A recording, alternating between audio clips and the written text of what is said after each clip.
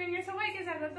সবাই ভালো আছো, আমিও ভালো আছি। আজকে আমি একটা রেসিপি বানাচ্ছি, একই রকম দিয়ে দুটো রকম ভাবে বানানো যাবে, দুটো রেসিপি বানানো যাবে। দেখুন আপনারা প্রথম থেকে পুরো শেষ অবধি, আর কি দিয়ে বানাচ্ছি না বানাচ্ছি সেটাও আপনারা দেখুন। দেখুন এখানে আমি ফুলকপি নিয়ে নিয়েছি, ফুলকপিটাকে এরকম করে মোটা করে কেটে নিয়েছি। এই দেখুন এখানে আমি ফুলকপিটাকে মোটা করে কেটে নিয়েছি, আর এখানে আমি কড়া বসিয়ে দিয়েছি। কড়াটাতে আমি জল দিয়ে দিচ্ছি। এখানে আমি যে জলটা দেবো সেটা পুরো ফুলকপিটা যেন পুরো ডুবে যায় সেরকম হিসাবে আমি জল দেবো। আর এই ফুলকপিটাকে আমি 3-4 মিনিটের মতো একটু ভাপিয়ে নিচ্ছি আমি, যাতে ফুলকপি থেকে কাঁচা গন্ধটা চলে যায়, আর ফুলকপির মধ্যে যদি কোনো কিছু পোকামাকড় থাকে সেটাও পুরো চলে যাবে। আমি এখানে ফুলকপিগুলো সব দিয়ে দিলাম। এখানে ফুলকপিটা আমি জলের পরিমাণটা একটু বেশি দিয়েছি। এবার এখানে আমি নুন দিয়ে দিচ্ছি। নুন দিয়ে এটা আমি এবারে ঢাকা দিয়ে দেবো। এটা 4-5 মিনিটের মতো হতে দেবো। দেখুন এটা হোক, তারপরে আমি দেখাচ্ছি কি করবো না করবো।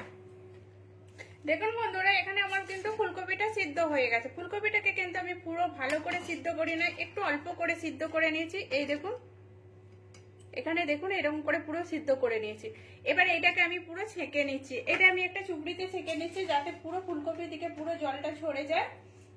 আর পুরনো বন্ধুদের অসংখ্য ধন্যবাদ, এইভাবে আমার পাশে থাকুন। যে সকল বন্ধুরা নতুন আসছেন প্লিজ একটা ভিডিওটা দেখে একটু ভালো লাগলে সাবস্ক্রাইব করে পাশে থাকবেন যাতে আমি এগিয়ে যেতে পারি। আপনারা প্লিজ সাহায্য করুন। দেখুন এখানে আমি ফুলকপিটাকে পুরোটাই আমি নিয়ে নিচ্ছি, ছেঁকে নিয়েছি। এটা আমি একটু ঠান্ডা হতে দেবো। এখানে আমি ফুলকপিটা ঠান্ডা হয়ে গেছে। এবার আমি ফুলকপিটাকে গ্রেট করে নিচ্ছি। দেখুন এখানে আমি পুরো ভালো করে গ্রেট করে নেবো। যতগুলো ফুলকপি আছে সবগুলোই আমি এরকম করে গ্রেট করে নেবো। এই দেখুন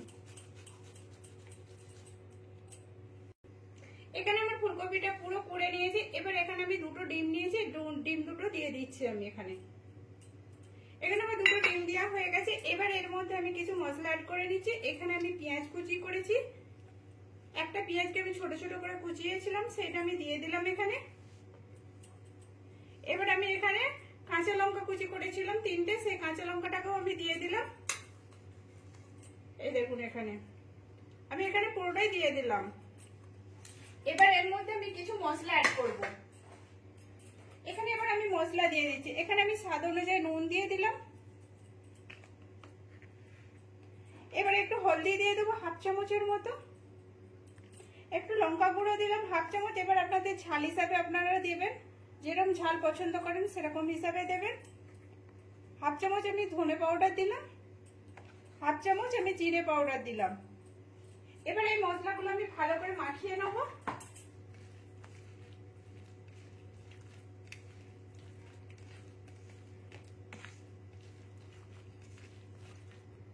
এখানে দেখুন এটা মাখিয়ে নিয়েছি। এবার এর মধ্যে আমি একটু 1/2 চামচের মতো গরম মশলা দিয়ে দিলাম, আর একটু আমি গুড় দিয়ে দিচ্ছি।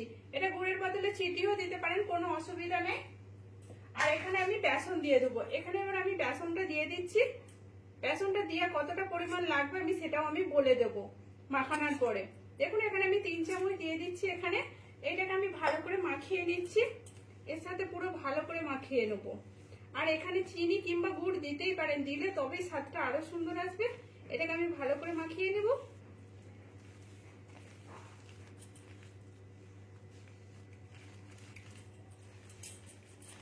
দেখুন এখানে আমি মাখিয়ে নিচ্ছি, আর এটা মাখানোটা আরেকটু টাইট হবে, তার মানে আমার এখনো বেসনটা একটু লাগবে। মোট আমি 6 চামচের মতো বেসন দেবো।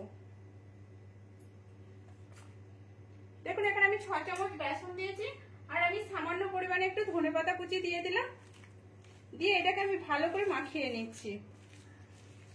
দেখুন এখানে আমি তেল গরম করতে দিয়ে দিয়েছি, তেলটা আমার গরম হয়ে গেছে। এবার আমি একটা চামচ করে দিয়ে দিচ্ছি এখানে। এই দেখুন এখানে এরকম করে আমি দিয়ে দেবো চামচে করে। যতটা পারবো আমি ততটা আমার কড়াতে দিয়ে দেবো। প্লিজ বন্ধুরা আমার পাশে থাকুন, আর লাইক শেয়ার করে সাবস্ক্রাইব করে পাশে থাকুন। দেখুন এখানে আমি পুরো সবগুলো দিয়ে দিলাম যতটা পেরেছি। এবার এটা আমি আস্তে আস্তে ভাজতে দেবো। দেখুন বন্ধুরা এখানে আমার কিন্তু একটু হাত লাগাতে কি সুন্দর উঠে যাচ্ছে আস্তে আস্তে। এবার এটাকে এক পিঠটা আমি পুরো লাল হতে দেবো, তবে আমি এটাকে উল্টাবো। দেখুন এখানে আমার তেল দিয়ে তেলের উপরে উঠে আসছে। এই দেখুন আর কত সুন্দর ফুলেছে জিনিসগুলো, এই দেখুন ফুলেছে কত সুন্দর। এবার এটা আমি একটু লাল লাল করে ভেজে নেবো।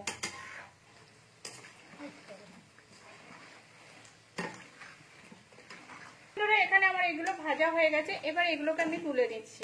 এরকম আমি লাল লাল করে কতটা ভেজেছি, এবার এগুলো আমি প্লেটে তুলে নিচ্ছি। এরকম করে বাদ বাকি যতগুলো আছে আমি ততটা ভেজে নেবো। আমি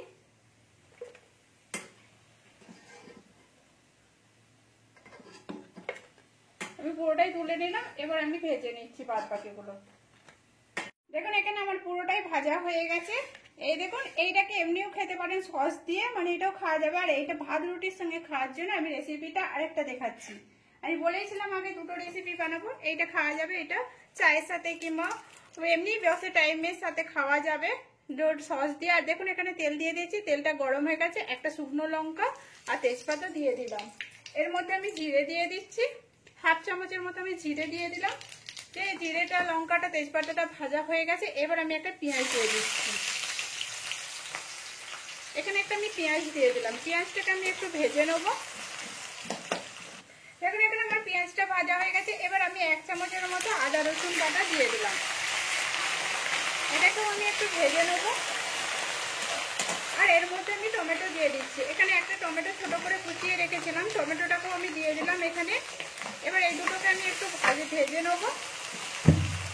এবার এখানে আমার আদা রসুনটা পেঁয়াজটা আমার ভাজা হয়ে গেছে। এবার এর মধ্যে আমি কিছু মশলা অ্যাড করে দিচ্ছি। এখানে হাফ চামচের মতো হলদি পাউডার দিয়ে দিলাম, 1 চামচের একটু কম আমি একটু লঙ্কা গুঁড়ো দিয়ে দিলাম, হাফ চামচ ধনে পাউডার, হাফ চামচ জিরে পাউডার দিলাম। আর স্বাদ অনুযায়ী একটু নুন দিয়ে দেবো। লঙ্কাটা আপনাদের অনুযায়ী দিবেন, স্বাদ অনুযায়ীতে। আর একটু আমি জল দিয়ে দিচ্ছি এর মধ্যে, যাতে মশলাটা না ছুঁয়ে যায়। এবার মশলাটাকে আমি ভালো করে কষতে থাকবো, যাতে মশলা দিকে পুরো তেল ছেড়ে যায়। দেখুন আমি এখানে খুলে দেখছি, এই দেখুন মশলা দিকে পুরো তেল ছেড়ে দিয়েছে। এই দেখুন, আর মশলাটাও আমার ভাজা হয়ে গেছে।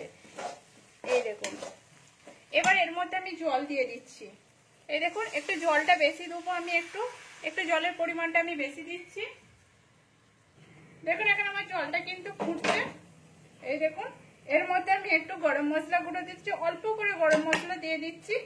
আর একটু সামান্য ধনেপাতা কুচি দিয়ে দিচ্ছি। এবার এখানে এটাকে আমি একটু ঘেঁটে নিচ্ছি, নিয়ে এবারে যে পকোড়াগুলোর মতো বানিয়েছিলাম সেগুলো আমি দিয়ে দিচ্ছি এর মধ্যে।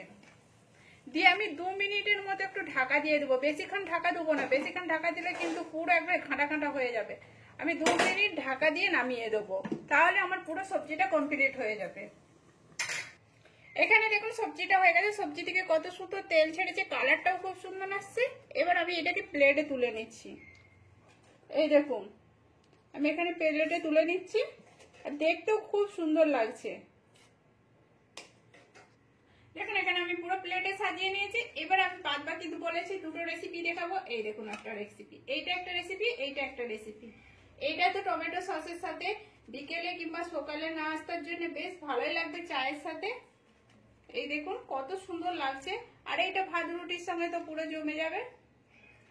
একসঙ্গে যে দুটো রেসিপি হয়, না দেখলে বুঝতেই পারবেন না।